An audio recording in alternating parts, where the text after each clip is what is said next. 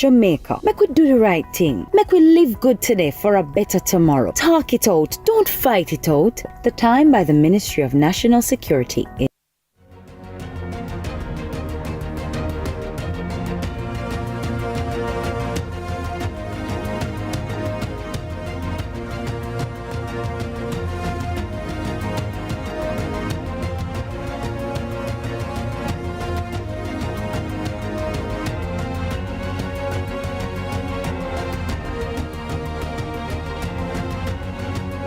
Welcome to Lead Story. It is Tuesday, September 9. I'm Giovanni Dennis. We're continuing to speak with elected members of parliament, or members of parliaments, elect members of parliament, elect, who will be entering the parliament this year. And today we have with us James Robertson. After him, we'll be speaking with Isat Buchanan, the MP-elect for Portland Eastern. But first, James Robertson is an often controversial name in Jamaican politics. This is his 6th time consecutively winning this seat, and he will be heading back to Gordon House representing the people of West St. Thomas.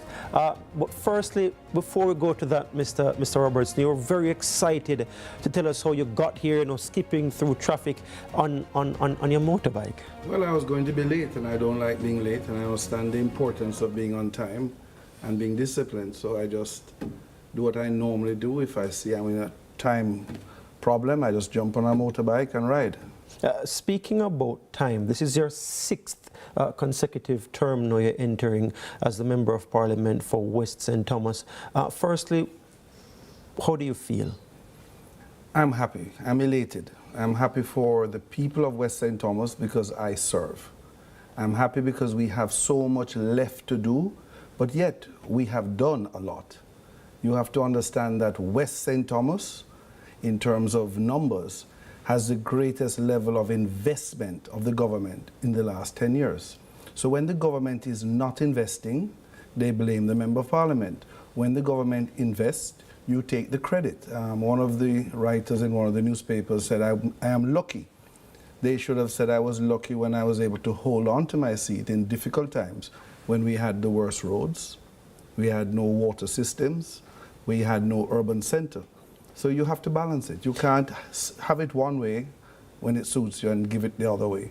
Yeah, we do have a graphic with your trajectory since 2002, and looking at it, you won comfortably in 2002, comfortably in 2007, very close in 2011. In 2016, you won by under 400 votes, about 362, I believe. In 2020, that was an anomaly with COVID, but that was again a wide margin, more than doubling, or close to doubling what your opponent got. That was Marsha Francis was in 2016. And in 2025, again, more than 1,500 votes. You won by polling 9,340 to Hubert Williams 7,744. That was 54% to 45%. Your thoughts on this? Because there was a lot of talk coming into this that, boy, this one is a marginal, even though it's leaning towards the JLP, expect an upset. There was a lot of talk coming into this one. There was a lot of capping. That's what it was. Just people talking, people not thinking, people not doing the real work. Explain for some of my viewers what you mean by capping, because that seems like modern talk. People just chatted crap, rubbish. We had put in the work. We knew what the result was going to be. The polls of the Jamaica Labour Party were correct. And the polls told us that we just had to put in the work, motivate, and we would be here where we are, with almost 1,600 votes in this seat.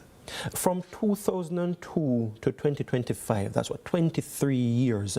How has the constituency changed during the time? Well, I always give the same answer. I invite you to visit. We will drive you on some of the old alignments, the old roads. We'll show you the new alignments. We will show you where the new cables are, putting us in the digital age.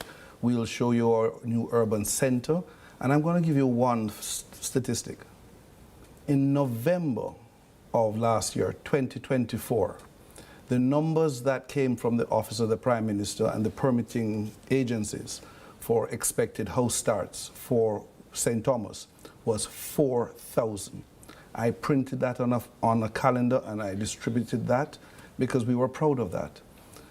Andrew Michael Holness came to Paul Bogle Square and he announced that that figure in less than 9 months is now 8,000 housing solutions. Stop right there. I do want you to finish that point, but we are upon a break here on Lead Story. Stay with us here on CVM TV. We'll be right back. We're speaking with James Robertson, the MP-elect for St. Thomas Western, the 6th-time Member of Parliament for St. Thomas Western. We'll be right back.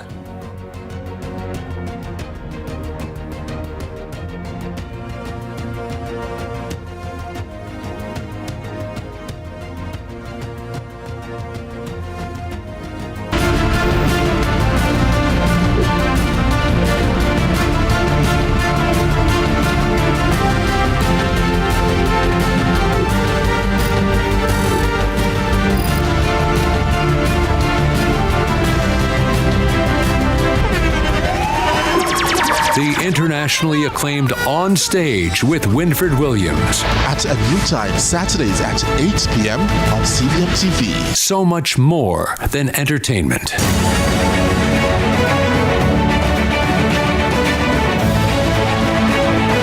Join us next week when we conclude our discussion on how the tourism sector has been performing in the post-pandemic environment.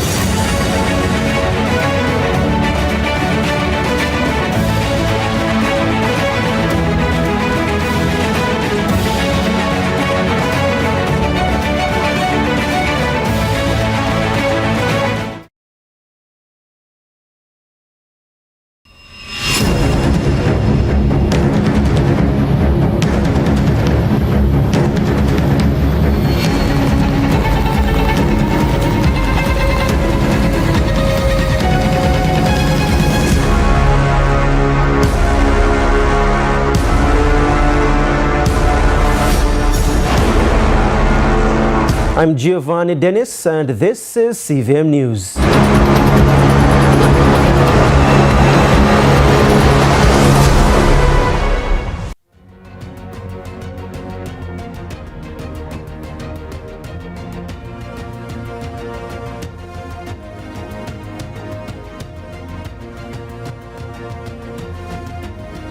Welcome back to Lead Story here on CVM TV. I'm Giovanni Dennis, and I'm speaking with the sometimes controversial Member of Parliament from St. Thomas Western, James Robertson. He's been there now going into this term 6 times since 2002, and he's been telling me about some of the progress that you've made in the constituency. Mr. Robertson, the housing solutions you're speaking about, there are now 8,000 units under construction. That was the announcement that the Prime Minister made 2 weeks ago when he visited Paul Bogle Square and we had our parish meeting. The figure in less than 10 months had moved from 4,000 housing solutions. It had doubled to 8,000. But what you have to understand also, we have the best road now from Harbourview straight to Morant Bay, and it will be completed very soon, Morant Bay to Port Antonio. But even that has been fraught with a bit of pushback as well, because the quality of the road has led to the Prime Minister even reassigning the head of the NWA to oversee that project directly, because there were concerns about the asphalt being used and the quality of what was being done. That's way behind us. If you come now, it's way behind us. If you come now, you're going to see the best first-class road surface all the way through.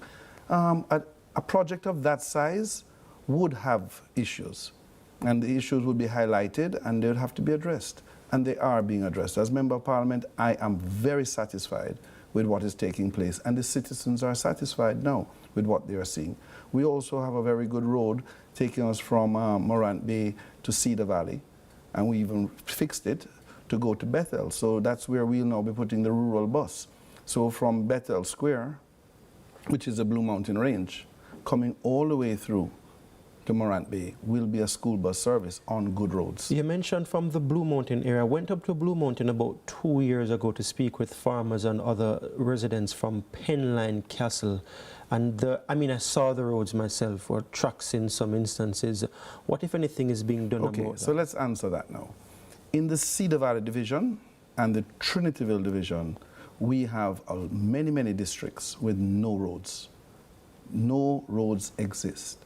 But to fix those roads properly, you would have to build bridges, because the type of equipment in a modern day that would have to go into those areas and fix those roads that are in the Blue Mountain Range would have to be very big, strong, heavy pieces of equipment that can give us durability, give us sustainable roads. Let me say this now. 7 bridges are now under construction leading into the hills for the farmers, for ecotourism in West St. Thomas. That is historic. A lot of things are happening. And how long will that take to complete? Those are under construction now because procurement has started. The money's in place. Remember the UK government of Jamaica 55 bridge program. 6 of them are in that program, and 1 in Mahogany Vale was already in procurement and started when the Gordon Town Road collapsed 4 or 5 years ago. You see, people don't understand how long it takes to get these projects through. They're through now. So we are looking forward to a change in the environment in Trinityville and in Cedar Valley. Speaking of change... And that's the districts the off the main. In Penland Castle in Blue Mountain, coffee farmers, they often lament how cheap their coffee is being sold for, and they've always been calling for more, for an increase in the offerings for their coffee. What, if anything, is being done about that to assist them? Coffee is traded as a commodity on the world commodity exchange and Jamaica platforms. is one of the best in the world, highly rated. Yes. And therefore you would assume that it is fetching a good price on the world market. Now, there is nothing, you can't become political, you go to old constructs to get involved in that.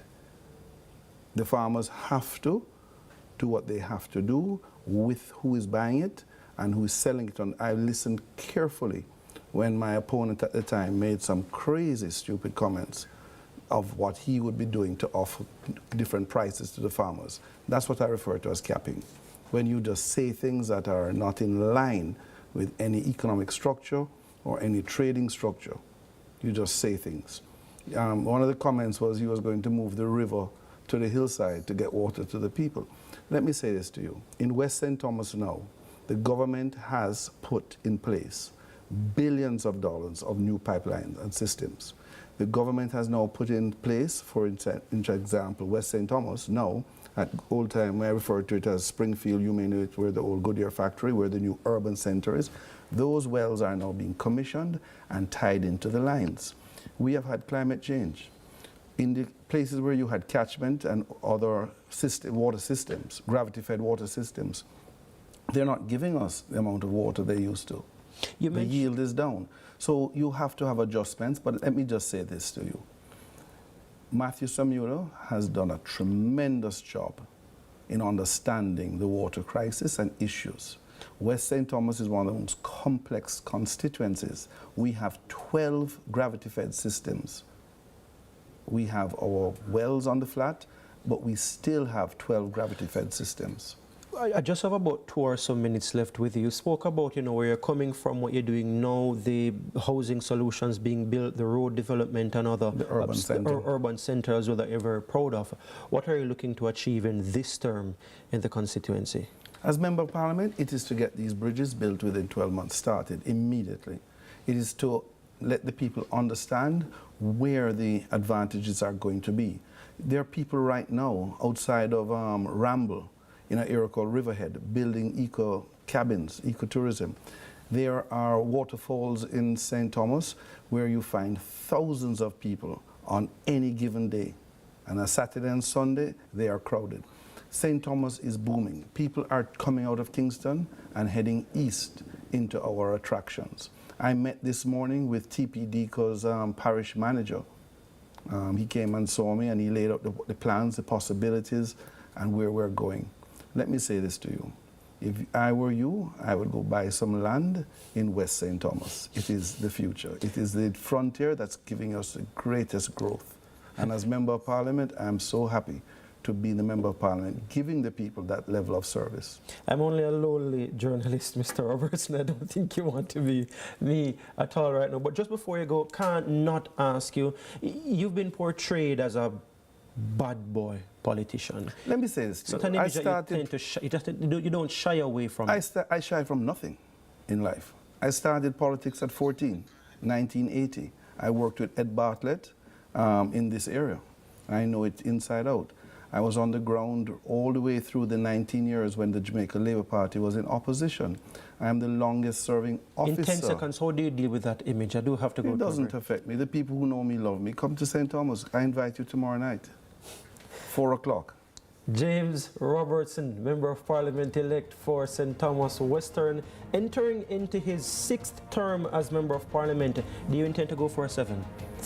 That is up to the people. That's not my decision. If the people believe I have more to offer and to serve, that's their decision. 7-star general perhaps in 5 years. Stay with us when we come back. Isat Buchanan, we go to one who is a 6-star general. This one is just getting his first. We'll be right back here on Lead Story. Thank you.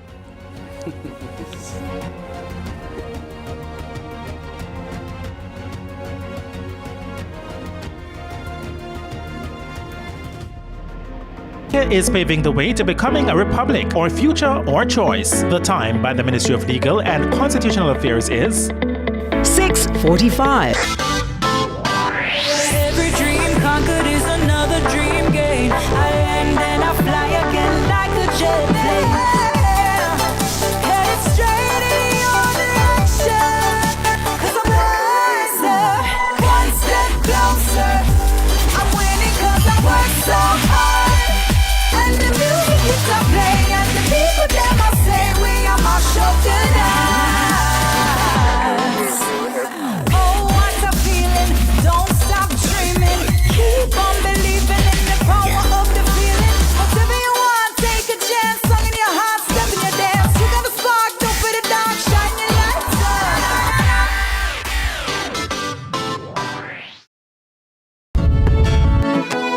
We want a piece for Jamaica. Yeah. Yo, what are you?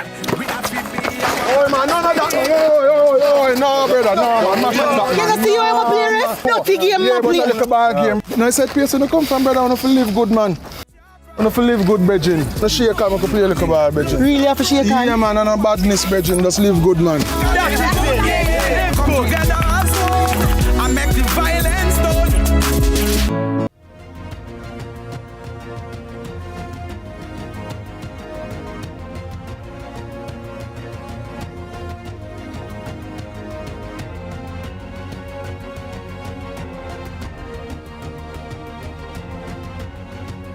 Welcome back to Lead Story. I am Giovanni Dennis. We're now speaking to Isat Buchanan, the Member of Parliament-elect for Portland Eastern.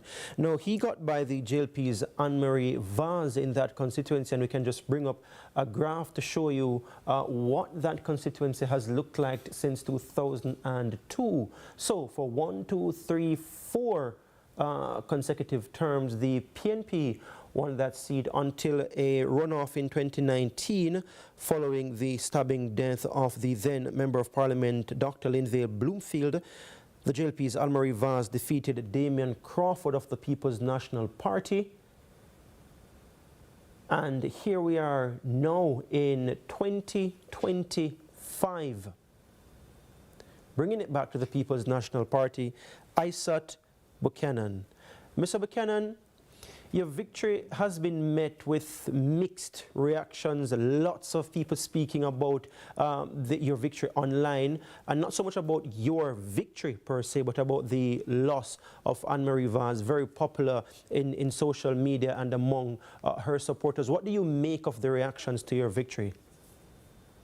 So I haven't paid attention to the social media reaction. I actually live in Portland, so what's on the ground is what is important to me. I know that is a victory that matters to the People's National Party and the people of Jamaica. It represents an affirmation that it is important to consider education. It is an affirmation that rehabilitation is something that the voters certainly in Portland thought about, as well as the serious issues. An advocate who can deal with land issues and the issues to transform the economy. For clarity, and that's what I pay attention to. What do you mean when you say, what are you referring to when you say rehabilitation? Rehabilitation, it is no secret. I am the candidate with 2 convictions, albeit expungement. It was the hallmark of the campaign.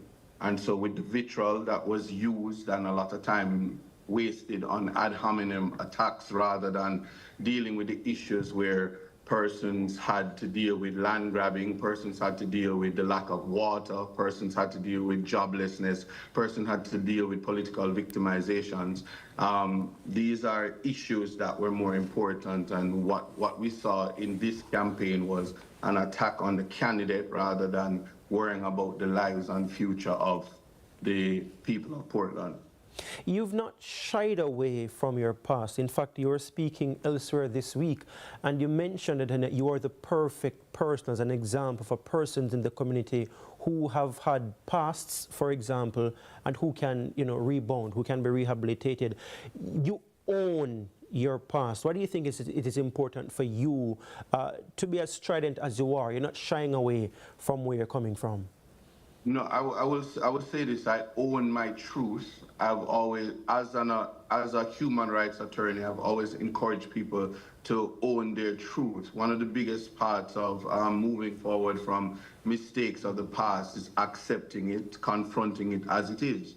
What we are now seeing is a perfect opportunity to advocate to open the sexual offenses registry for persons to know who is doing what. And also, I encourage persons who have had brushes with the law to simply speak out about your reality and move forward to rehabilitation. It's the only process for reintegration in any society. Yeah. In your manifesto, you spoke about bringing the heat to Portland, the health, education, entertainment, agriculture, and tourism. In terms of health, firstly, speak to us about your plans for the constituency. Well, the first thing is to advocate to the government of the day the transformation of the Port Antonio Hospital into an A-type facility. This is important, and that can be done through the technology. So certainly we are going to be working to ensure that this hospital is converted, because where we are located, as you can see, we're at the end of the island. And so we need to ensure that we have a hospital so that person don't have to be airlifted and lives can be saved. While I was campaigning here, 5 women died as a result of childbirth. And albeit not reported in 2025, we still suffer from this, and many other persons would not be able to access services because they don't have MRIs, they can't get CAT scans, and everything is outsourced. And the reality is we have a dead economy, and the citizens just simply cannot afford to do private screenings just to get proper medical attention. So we are going to be ensuring that we tackle that issue. The E now in your heat is education. I know you've been moving to bridge what you call the digital divide in the constituency. What are you doing, and what have you been doing, and what are your plans for education? I mean, so I did what I did once I entered the space and I saw what the gap looked like was to work with the diaspora to provide 3,275 plus tablets to students. What I've done since then is launch what is known as the DEEP, which is the Digital Economy Educational Program. Since children have tablets, their parents so you have also HEAT can and you have DEEP as well, Mr. Buchanan, a full of acronyms, man. Yes, man, but it is important, because what you have to understand is that people learn through repetition, and people have to be able to understand what it is that they're going to undertake. And so I'm educated. So one of the mechanisms is to always to simplify information, and that's what we have done in a way so that the persons you ask any voter, they can tell you what those acronyms are and what the purpose is. And we are definitely moving forward to ensure that we complete these, the DEEP being the first program that can be done even outside of governance. Almost out of time. I have about less than 3 minutes to go, but I want to complete your HEAT acronym here. So health, education, entertainment. Well, it's actually agriculture and tourism. Entertainment falls under education and tourism, but it falls a part of it is in there. Agriculture then. What do you plan to do?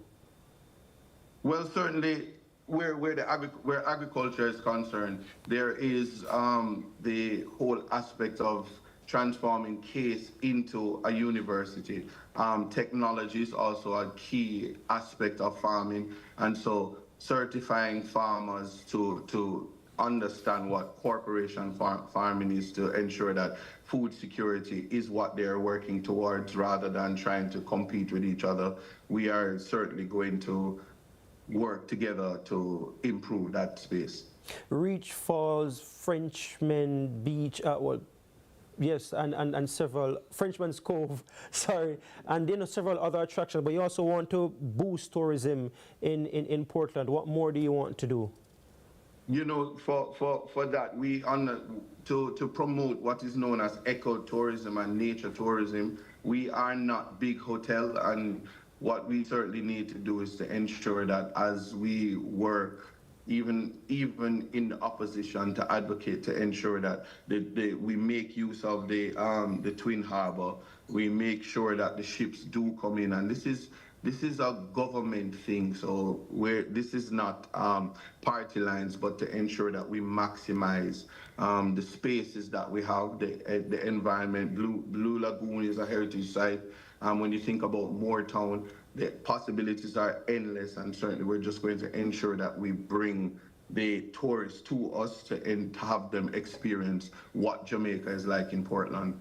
Yeah, speaking about, we are just about out of time, though there's so many more issues I'd like to touch base with you on, Mr. Buchanan, but we are entirely out of time. Thank you so much for your time, for joining us here on Lead Story.